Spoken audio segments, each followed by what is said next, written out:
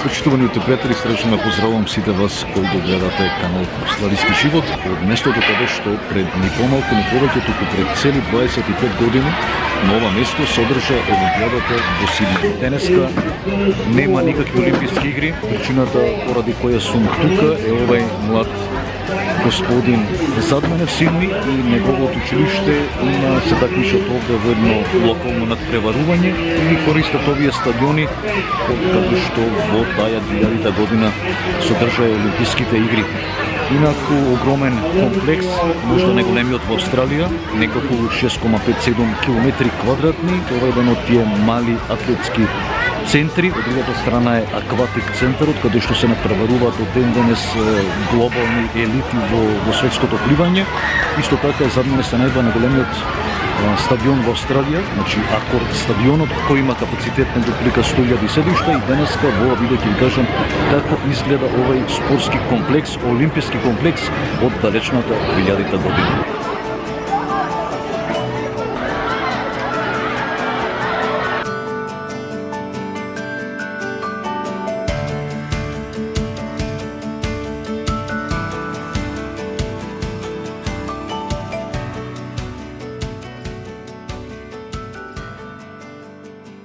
Овај парк не само што беше изграден за Олимпијадата, туку идејата беше дека и после игрите да остане како еден центар за спорт и рекреација за големи настани. Градот искористи голем дел од буџетот за да изгради трајни објекти и да ги подобри транспортните системи кои денеска го олеснуваат животот на локалните жители и туристите. Има безброј бизнес згради, ресторани, хотели, училишта и огромни, пред се огромни зелени површини за рекреација. Голем број компании имаат своји канцелари овде, изградени се и модерни и стамбени згради каде што живеат голем број на луѓе. Значи, ова е местото каде што во сега веќе далечната 2000 година се одржаа летните олимписки игри, значи еден историски момент за Австралија и еден од најуспешните олимписки настани, велат дека бил организиран токму овде во Сиднеј во историјата. И сакав да видите за сите вас кои ви интересира како изгледа тој олимписки парк каде што беше организирана таа олимпијада во 2000 година. Значи јас баш се сеќавам на таа година бев на служување на војниот рок во Скопје скоро преку целата година, значи од јануари негде до октомври, али баш се сеќавам и дека Австралија беше во центарот на тоа светско спортско внимание.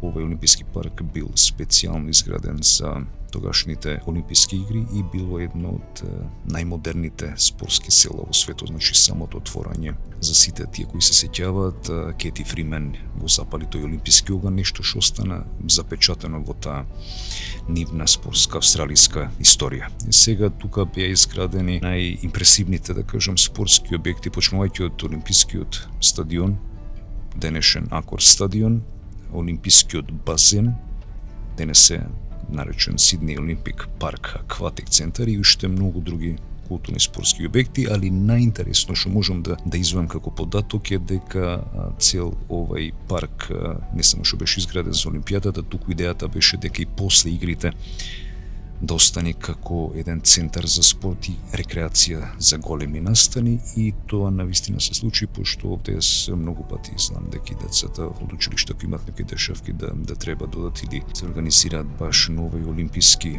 поранешен, па и сегаш парк, така да користат сите објекти до ден денес. Заприметите дека тука има безброј бизнес згради, ресторани, хотели, училишта и огромни, пред се огромни зелени површини за рекреација. Почнувајќи од тој Акор стадион или поранешниот олимписки стадион, се уште е главно место, морам да кажам, за големи спортски настани, концерти. Ако игра репрезентацијата на Австралија или ако има било каква такмица поврзана со рагби, знаете дека рагбито е национален спорт овде во државата каде што живеам јас, во Нов Южен Велс, тука е број 1 спорт рагбито, значи сите тука се играат на овај Акор стадион.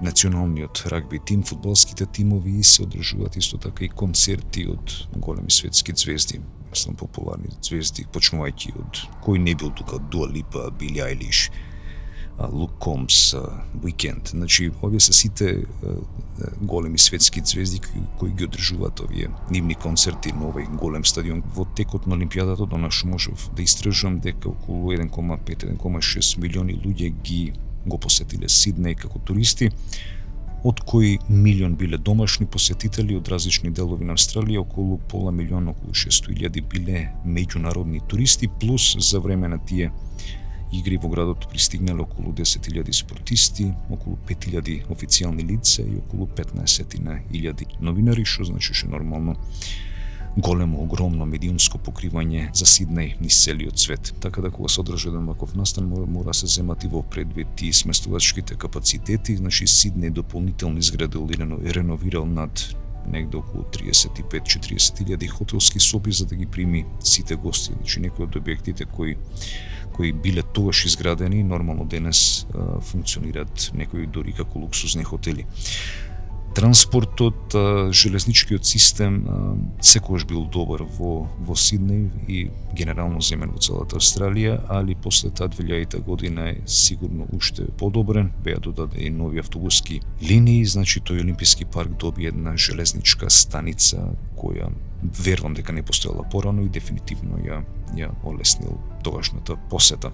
Олимписките игри во 2000 година на Австралија му донесле директен приход од негде над 6 милиарди долари. Значи хотелите биле преполни, рестораните работеле со максимален капацитет, а локалните бизниси нормално имаа голема, огромна корист. Градот искористи голем дел од буџетот за да изгради трајни објекти и да ги подобри транспортните системи кои денес го леснуваат животот на локалните жители и туристите. Почнувајќи од железничката линија до тој Олимписки парк, изградена специјално за Олимпијадата, ова линија и денес го поврзува паркот со центарот на Сиднеј и стана еден важен дел од јавниот транспорт. Значи патиштата и автопатите беа дефинитивно тие постоечки проширени, а беа изградени нови патни врски кои го подобрија пристапот до западните предгради на Сиднеј, каде што се наоѓа тој Олимписки парк. Исто така и аеродромот во Сиднеј бил реновиран и проширен за да може да приме повеќе меѓународни летови. Значи овие сите подобрувања и денес се користат, особено со порастот на туристи. Денес кога ќе помините тука ќе приметите една комбинација на спортски стамбени и да кажам деловни зони. Значи голем број компании имаат своји канцелари овде, изградени се и модерни и стамбени згради каде што живеат голем број на луѓе. Значи ова го претвори паркот во еден динамичен дел кој е подеднакво атрактивен за живење и за работа. Сега малку е оддалечен од централен Сиднеј, не е кузна колка оддалеченост, али сепак се работи за едно околу 15 километри. Инфраструктурата изградена за Олимпијадата и денес е важен дел од животот во Сиднеј. Градот продолжи да го користи овој модел на урбано планирање и за други големи проекти, правејќи го Сиднеј еден од најмодерните и најорганизираните градови во светот, така да Сиднеј е еден совршен пример за тоа како еден спортски настан може да остави трајно позитивно наследство. Фала за вниманието и ве поздравувам.